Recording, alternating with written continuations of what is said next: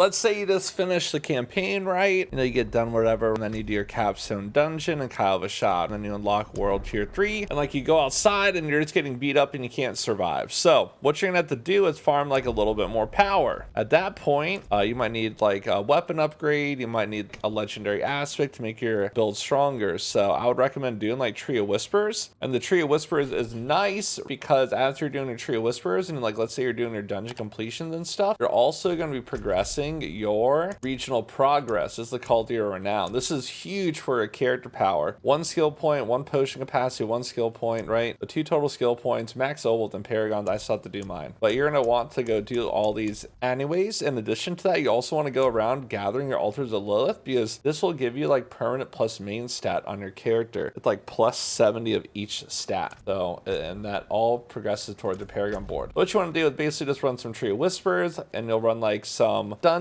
and some overworld events, do some turn-ins. And as you're doing these things, there'll be like events that pop up, and those will grant you obols, and that's where you get focus farm at your Purveyor of Curiosity, and you just go there and you just like spend your obols on whatever slot is your weakest. Then after like, I don't know, just hour long, your character could probably enter into World Tier 3 and you won't have any issues. Now, once you get into World Tier 3, you'll start dropping Nightmare Sigils. This is basically like your rifts or your map system or Mythic Plus from like WoW, and it essentially has affixes on dungeons, right? So it makes them a little bit harder, and then the mobs within the dungeon have higher levels. Ideally, when you're running these dungeons, the mobs want to have +3 levels over your current character level to really be maximizing experience. So, little to running your nightmare dungeons, and how it works is you just like look at one that looks pretty nice to run, that doesn't like gimp your build too much, and you go, okay, that one's good, right?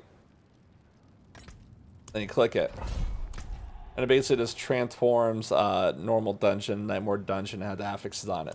Really running these is a pretty good source of upgrades, but the biggest thing for upgrades when you're fresh starting out in nightmare difficulty, or when you eventually progress to torment, is hell tides. These spawn like, it's like every 2 hours, so it's 1 hour on, 1 hour off, and like an entire region will be covered in this red over here. And hell tides are the way to focus farm upgrade. There's going to be a bunch of like little chests on your mini map, but this is not what you're looking for. Within the hell tides, there will be these super chests, right? And we have like a Discord set up where people like post it, or like in the area chat they mentioned also. But anyways, you get like 175 aberrant cinders, right? And this will enable you to open up this super chest. There's multiple of them during each Helltide. They're just not marked on the minimap. And what you want to do as soon as you get into nightmare difficulty, torment difficulty, you want to boost up your weapon.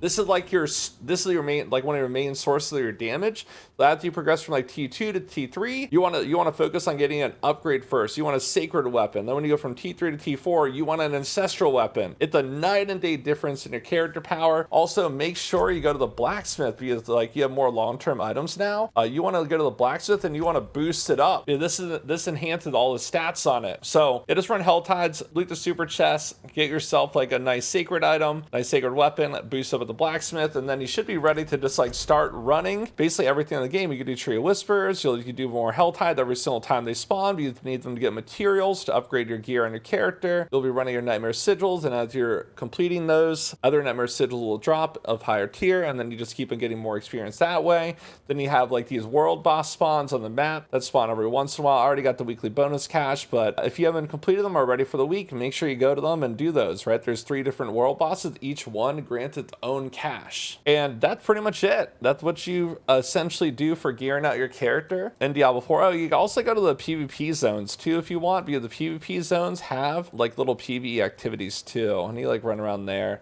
and you can get like another currency to gamble at a vendor within the PvP zone. That's pretty much it. Focus always like on upgrading your weapon first. Whenever you progress to a different tier, use the Hell Tides, use the Tree of Whispers, use a Purveyor of Curiosity. If you're having issues getting, let's say like a damage increasing legendary power, I usually just gamble gloves, just because they're cheaper at the Purveyor of Curiosity, and then you just go from there. But other than that, there's really not too much to know, other than, you know, putting sockets on your gear at the jeweler helps out quite a bit. You go to the blacksmith and upgrade this a couple times, like rare items like upgrade 3 times, normal legendaries 4 times, and then the boosted legendaries 5 upgrades. You can just slap like 3 upgrades on it like really, really cheap, and that just enhances not just the armor, but the stats on each piece of gear too. Yeah, that's it.